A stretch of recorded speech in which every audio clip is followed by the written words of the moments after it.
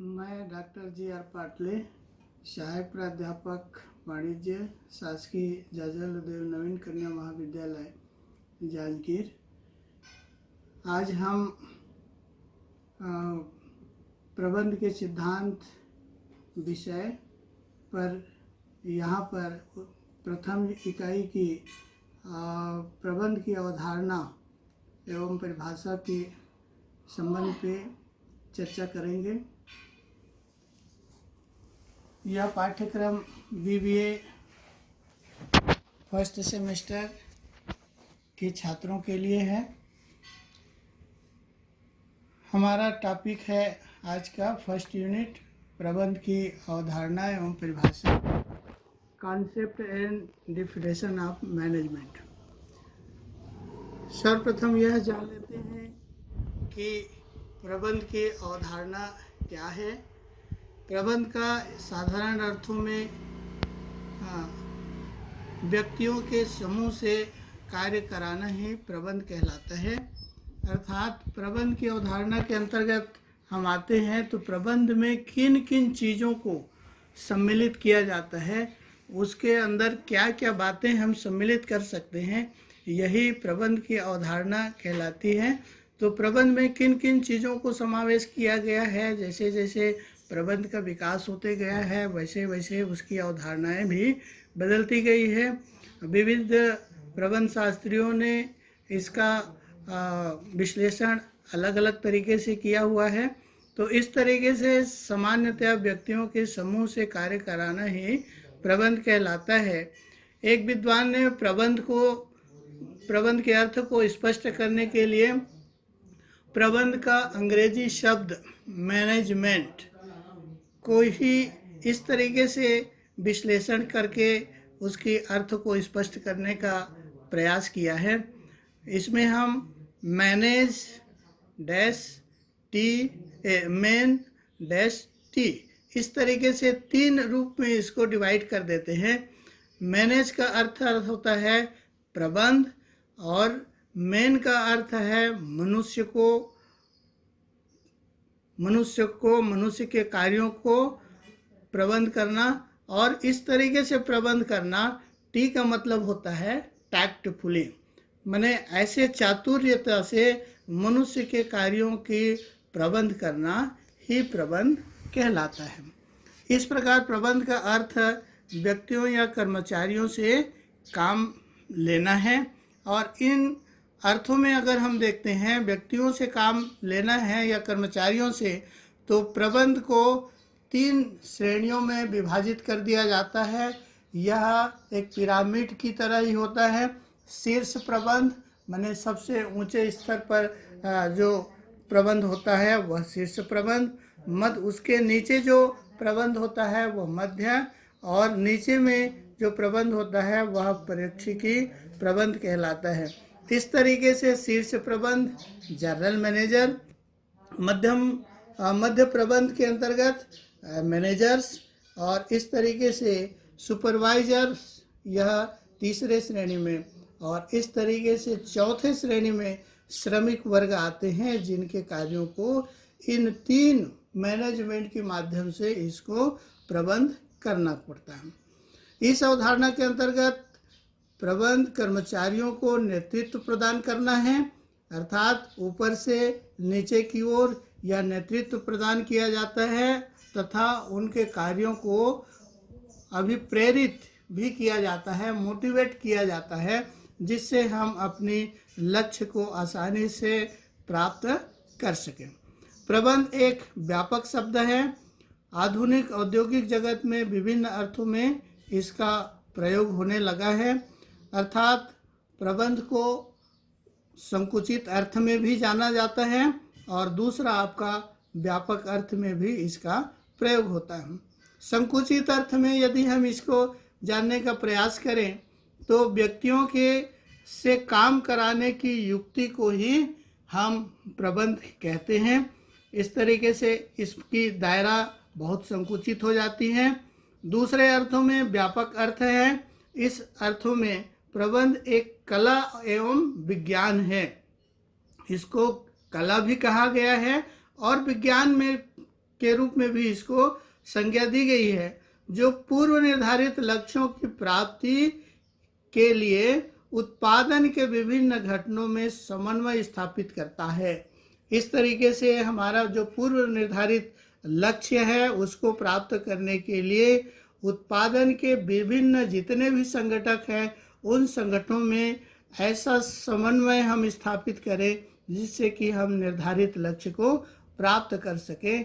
और इस प्राप्त करने के लिए इसमें कला की भी आवश्यकता होती है और विज्ञान की भी, विशेष ज्ञान की भी आवश्यकता होती है। तो ज्ञान और चातुर्य का ऐसा हम प्रयोग करें कि जिससे हम अपने निर्धारित लक्ष्यों को प्राप्त कर सकें, और यही कार्य करना प्रबंध कहलाता है। आगे हम चलते हैं। अब इसकी प्रबंध के संबंध में अवधारणाएं क्या है, माने इस प्रबंध में किन किन चीज़ों को विशेष रूप से समाहित किया जाता है, हमारी एक धारणा क्या बनती है, एक कॉन्सेप्ट क्या होता है, इन चीज़ों को हम लेकर के यहाँ पर प्रस्तुत हैं। तो इसमें प्रमुख अवधारणाएं, जो मेन कॉन्सेप्ट जो है प्रबंध का, उसको विभिन्न प्रबंध शास्त्रियों ने अपने अपने ढंग से अलग अलग रूप में इसको देखा है, उसकी व्याख्या किया हुआ है। सर्वप्रथम हम लेते हैं लियो हेमन की अवधारणा। इन्होंने अपनी अवधारणा में प्रबंध को स्पष्ट किया है। दूसरी आपके इसमें आता है कि हेराल्ड कुंट्ज की अवधारणा, इन्होंने इसमें अपनी अवधारणा को व्यक्त किया हुआ है। और जेम्स लुम्बी की अवधारणा प्रमुख रूप से है। और चौथी जो अवधारणा है लॉरेंस ए एप्ले की अवधारणा है। इस तरीके से प्रमुख रूप से हम इन 4 अवधारणाओं की यहाँ पर संक्षेप में चर्चा करना चाहेंगे। नंबर 1 लेते हैं थियो हेमन की अवधारणा। इसमें थियो हेमन ने प्रबंध के अंतर्गत जो अवधारणा प्रतिपादित किया है वह 3 रूपों में इसको व्याख्या किया है।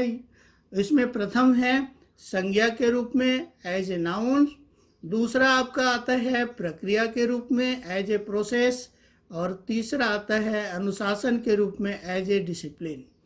तो इस तरीके से इन्होंने 3 रूपों को लेकर के प्रबंध की अवधारणा को व्यक्त करने का प्रयास किया है। सर्वप्रथम हम लेते हैं संज्ञा के रूप में।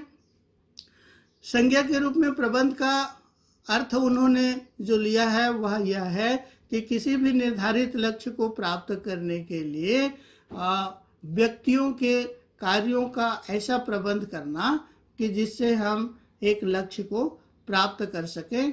यहाँ पर व्यक्तियों, कर्मचारियों का अर्थ यह है कि जनरल मैनेजर से लेकर के सुपरवाइजर तक के कार्य को यहाँ पर प्रबंध के रूप में लिया गया है, और इस तरीके से इनका कार्य एक संज्ञा के रूप में इन्होंने इसको व्यक्त किया है। नंबर 2 आते हैं प्रक्रिया के रूप में, माने एज ए प्रोसेस। प्रोसेस में प्रबंध को यहाँ पर उनके प्रबंध के जो 5 तत्व हैं विभिन्न, जिससे नियोजन, संगठन, अभिप्रेरणा, समन्वय और नियंत्रण आदि 5 तत्वों को लेकर के इन्होंने यहाँ पर प्रक्रिया के रूप में इसको विश्लेषित किया हुआ है। तो इस तरीके से प्रक्रिया के रूप में सर्वप्रथम आवश्यक है कि किसी भी हम ऐसे प्लानिंग करें किसी लक्ष्य को प्राप्त करने के लिए कि जो हमारा प्लानिंग जो है, जो हमारी नीतियाँ जो है सर्वोच्च हो, उच्च क्षमता, उच्च स्थिति में हो, जिससे हम आसानी से प्राप्त कर सकते हैं। दूसरा हमारा संगठन है। अब इस प्लानिंग के आधार पर हम ऐसे ऑर्गेनाइजेशन बनाएं, संगठन बनाएं कि जिससे हम अपने निर्धारित लक्ष्यों की ओर हम उस संगठन की दिशा को मोड़ सकें।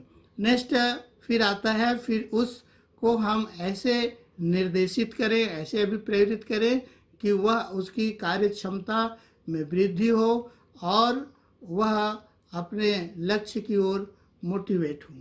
इसी तरीके से अब यहाँ पर आता है कि नियंत्रण हम कैसे करें उसमें, तो हम नियंत्रण करने के लिए उनकी क्षमताओं का, उनके कार्य की पद्धतियों का आदि का हम नियंत्रण करते रहते हैं और उसमें लक्ष्य की को देखते हैं कि क्या कहाँ तक हम पहुँच पाए हैं। तो इस तरीके से उनके कार्यों का नियंत्रण करते रहते हैं, उनके अनुसंधान करते हैं और जानते हैं कि इसमें हमारी कहाँ पर कमियां हैं और उस कमी को दूर करने के लिए हम हमेशा प्रयास करते रहते हैं।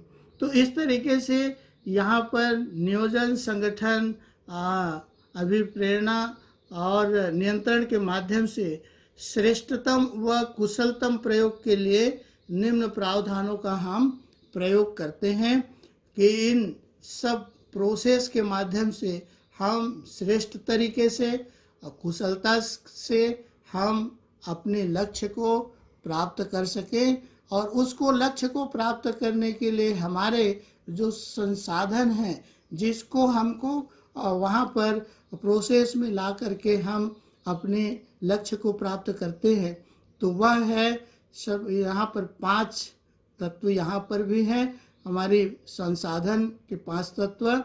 यहाँ पर मानव, माल, मशीन, मेथड और मुद्रा, ये 5M के नाम से जाने जाते हैं। तो इस तरीके से हम मानव का ऐसा प्रयोग करें,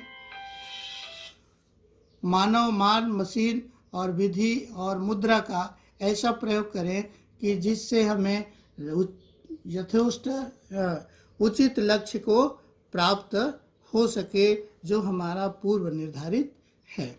इस तरीके से निष्कर्ष में हम कह सकते हैं कि थियो हैमन के विचारों के आधार पर प्रबंध एक प्रक्रियात्मक अवधारणा है। उन्होंने यह कह दिया कि इन समस्त आधारों को लेकर के कि प्रबंधक एक क्या है, प्रक्रियात्मक अवधारणा है कि जो एक प्रोसेस से होकर के चलता है और इस प्रोसेस में नियोजन, संगठन, अभिप्रेरणा और नियंत्रण, समन्वय आदि शब्द आदि प्रक्रिया सम्मिलित होती है तथा प्रबंध करने वाले व्यक्ति इसमें सम्मिलित नहीं होते हैं। जो लोग प्रबंध के कार्यों का निष्पादन करते हैं उन्हें प्रबंधक, कार्यपालिका या प्रशासक कहा जाता है।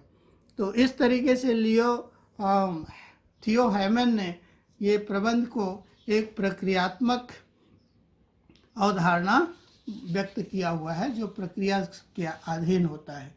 नेक्स्ट हम चलते हैं, दूसरा अवधारणा जो है हेराल्ड कुंट्ज की अवधारणा है। इन्होंने प्रबंध को इस तरीके से लिया है कि प्रबंध औपचारिक रूप से संगठित समूह के साथ उसके द्वारा काम करवाने की कला है।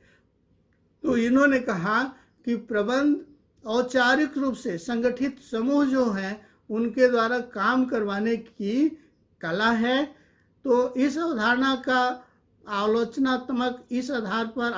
इस आधार पर की गई है कि यहाँ पर तानाशाही को बढ़ावा मिलता है। नंबर 2, काम पर ध्यान केंद्रित होता है जिसे नियंत्रण आधारित न हो करके यह अभिप्रेरण पर आधारित होता है। यहाँ पर काम को विशेष रूप से जोर दिया जाता है और इसलिए यहाँ पर कर्मचारियों की अनिच्छा की स्थिति में काम के लिए विवश करना भी इसमें सम्मिलित माना जाता है। व्यक्ति की अपेक्षा काम पर अधिक महत्व दिया जाता है। यहाँ पर व्यक्ति की साधन, सुविधा या अन्य चीज़ों पर विशेष रूप से फोकस नहीं किया गया, बल्कि उसके काम के महत्व को, वह कितना आउटपुट देता है, कितने अच्छे तरीके से काम को करता है, इस बात को यहाँ पर जोर दिया गया है। नेक्स्ट हम चलते हैं उद्देश्य या अधीनस्थ काम लेना। यहाँ पर जो काम का उद्देश्य है वह अधीनस्थ से काम लेने तक ही सीमित है।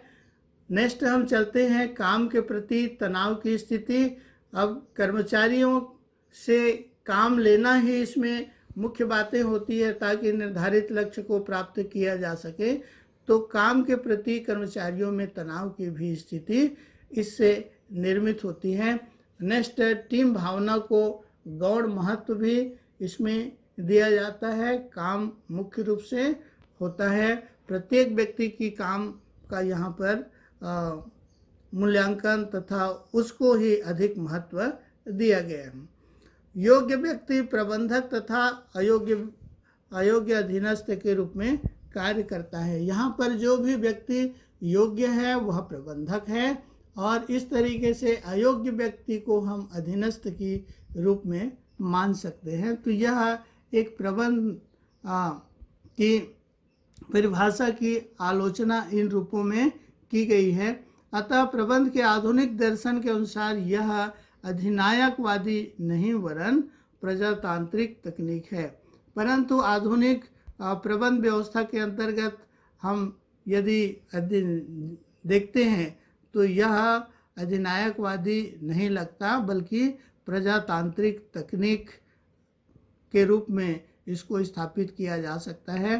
अर्थात प्रबंध में अधिकारों का विकेंद्रीकरण, भार्यार्पण, अभिप्रेरणा, सहयोग, सहकारिता, सुझाव, आमंत्रण आदि तथ्यों का प्रचलन करना आवश्यक होता है। तो आधुनिक दर्शन में यहाँ पर प्रजातांत्रिक तत्वों का प्रबंध में समावेश होना आवश्यक होता है। नेक्स्ट नंबर 3 हम आते हैं जेम्स लुम्बी की अवधारणा। इन्होंने प्रबंध को इस रूप में स्थापित करने का प्रयास किया है। प्रबंध मुख्य रूप से विशिष्ट उद्देश्यों की प्राप्ति के लिए दूसरे के प्रयत्न को नियोजित, अभिप्रेरित व नियंत्रित करने का कला है। इस तरीके से इसके अंतर्गत प्रबंध के इन्होंने 3 चरण व्यक्त किए हैं। 3 स्टेप ऑफ मैनेजमेंट।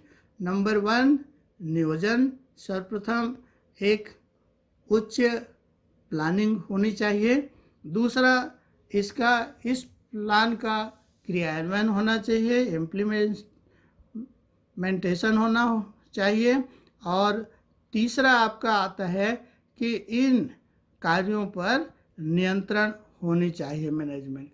तो इस तरीके से यहाँ पर नियोजन के अंतर्गत नीति का निर्धारण, पॉलिसी मेकिंग, श्रेष्ठ विकल्प का चयन, डिसीजन मेकिंग आदि का कार्य होता है। यदि अच्छी प्लानिंग होती है तो किसी भी लक्ष्य को प्राप्त करने के लिए सरल और सहज हो जाता है।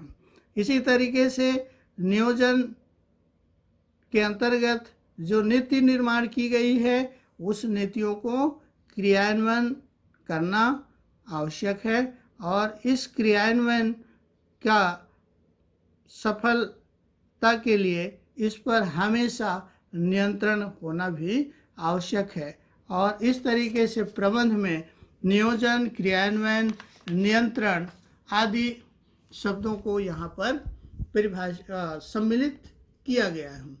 क्रियान्वयन के अंतर्गत कर्मचारियों का चयन को लिया जा सकता है, उनका प्रशिक्षण लिया जा सकता है, उनका अभिप्रेरणा को लिया जा सकता है, निर्देशन इसमें सम्मिलित होते हैं, समन्वय सम्मिलित होते हैं। और इस तरीके से यहाँ पर क्रियान्वयन में इन 5 तत्वों का समावेश किया जाता है। कर्मचारियों का चयन उस अच्छे ढंग से करें जो हमारी लक्ष्य को प्राप्त करने के लिए कुशल एवं निपुण हो। उनका प्रशिक्षण समय समय पर, जैसे जैसा समय परिस्थितियाँ बदलती जाती है उस तरीके से नए नए तकनीक और टेक्नोलॉजी आते रहते हैं। तो इस तरीके से उनको उन तथ्यों से प्रशिक्षित करने और उनका अभिप्रेरणा, मोटिवेट करना उनको, और मोटिवेट करने के लिए उनको विविध प्रकार की इंसेंटिव, ओवर टाइम आदि या अन्य बोनस आदि की सुविधाएं प्रदान करना। निर्देशन, उनका इस तरीके से हम निर्देशन करें कि वो अपने कार्यों में दक्ष हो, निपुण हो, और उनके कार्यों में हम समन्वय भी ऐसे बनाएं कि एक विभाग का दूसरे विभाग, एक कर्मचारी का दूसरे कर्मचारी से एक अच्छा समन्वय स्थापित हो, और जिससे हम अपने निर्धारित लक्ष्य को सरलता से, हम सुगमता से प्राप्त कर सकें। इसके बाद में फिर आता है नियंत्रण का कार्य। नियंत्रण कार्य के अंतर्गत नियोजन के अनुसार हो रही है कि नहीं हो रही है, इस कार्य की हम सतत मूल्यांकन करते रहते हैं। कभी भी कमी की दशा में आवश्यक संशोधन करते हैं, उस पर विचार करते हैं, चिंतन करते हैं, निर्णय लेकर के फिर उसमें आवश्यक संशोधन किया जाता है। नेक्स्ट हम चलते हैं, चौथा हमारा प्रबंध शास्त्री जिन्होंने अपनी अवधारणा प्रबंध के संबंध पे प्रस्तुत किया है, वो है लॉरेंस ए एप्ले की अवधारणा। लॉरेंस ए एप्ले ने मैनेजमेंट के अंतर्गत निम्न तत्वों को सम्मिलित किया है, और उसको सम्मिलन से उन्होंने कहा है कि प्रबंध व्यक्तियों का विकास है, न कि वस्तुओं का निर्देशन। कर्मचारी प्रशासन ही प्रबंध है। इन्होंने अपने इन पंक्तियों में उन्होंने यह कह दिया कि प्रबंध एक व्यक्तियों का विकास है, यह व्यक्ति की क्षमता का विकास है, न कि वस्तुओं का निर्देशन है। तो इसमें हम अब आते हैं कि इनमें कौन कौन से तत्व सम्मिलित हैं। इसमें सबसे पहले आता है इनकी परिभाषा में मानवीकरण की ओर आकर्षण। इन्होंने अपनी इस अवधारणा में मानवीकरण को, मानवता को अधिक सम्मिलित किया हुआ है। दूसरा आपका आता है मानव तत्व को प्रबंध प्रक्रिया का केंद्र बिंदु माना। इन्होंने मानव तत्व को ही प्रबंध प्रक्रिया का केंद्र बिंदु माना है। तो इस तरीके से ये हमारा मनुष्य ही, यदि मानव तत्व ही, उनके लिए यदि उनकी क्षमता में, उसकी ज्ञान में, उनकी वेतन भत्तों में, उनकी सुख सुविधाओं में यदि इस तरीके से यदि यथोचित उनको सुविधाएं अगर प्रदान की जाती है, तो निश्चित रूप से प्रबंध का विकास होता है। वो अधिक उत्साही होकर के कार्य को करते हैं। और इस तरीके से इन्होंने, लॉरेंस ए एप्ले ने अपनी प्रबंध की अवधारणा में मानवीकरण और मानव तत्व को अपनी केंद्र मानते हुए प्रबंध की परिभाषा सुनिश्चित किया हुआ। नेक्स्ट हम चलते हैं पांचवें, हर्बिसन व मेयर्स की अवधारणा। हर्बिसन व मेयर्स की अवधारणा में इन बात को उन्होंने अपनी अवधारणा में सम्मिलित किया हुआ है। इसमें दो प्रकार की अवधारणाएं को सम्मिलित किया है, एक मानवीय संसाधन और दूसरा भौतिक संसाधन। मानव संसाधन वह है कि यह जीवित तत्वों से संबंधित है, और यहाँ पर मानव को एक श्रम के रूप में, लेबर के रूप में लिया गया है, और दूसरा इन श्रम का साहस, इंटरप्राइज, ये आपका प्रबंध के आवश्यक तत्व हैं। और दूसरा आपके पास में फिर इधर आता है कि भौतिक संसाधन के अंतर्गत आता है भूमि, मशीन व माल तथा पूंजी। किसी भी कार्य को करने के लिए हमारे लिए भूमि, लैंड का होना आवश्यक है, मशीन व माल भी होना आवश्यक है, और तीसरा इन समस्त कार्यों को मूर्त रूप में परिणत करने के लिए पूंजी की नितांत आवश्यक होती है। पूंजी के बगैर किसी भी कार्य को हम संपादित नहीं कर पाते। तो इस तरीके से भौतिक संसाधन के अंतर्गत भूमि, मशीन, माल, पूंजी, और मानवीय संसाधन के अंतर्गत श्रम और साहस। तो इन सब के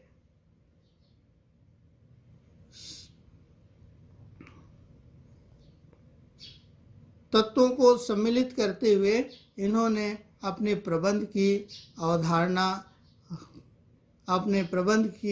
अवधारणा में सम्मिलित किया हुआ है। अतः प्रबंध मानवीय तत्व को संचालित करता है। मानवीय संसाधन भौतिक संसाधन को संचालित करते हैं। तो इस तरीके से हरविशन की अवधारणा में प्रबंध एक मानवीय तत्व है और मानवीय तत्व जो है वह भौतिक संसाधनों का संचालन करते हैं और जिससे निर्धारित लक्ष्य को प्राप्त करने किया जा सकता है। इस तरीके से यहाँ पर प्रबंध की अवधारणा के अंतर्गत हमने इन 5 प्रबंध शास्त्रियों का विचारों को अध्ययन किया है। आगे हम चैप्टर में प्रबंध की परिभाषा आदि को हम प्रस्तुत करेंगे। यही यहाँ पर ये अध्याय समाप्त होता है। धन्यवाद।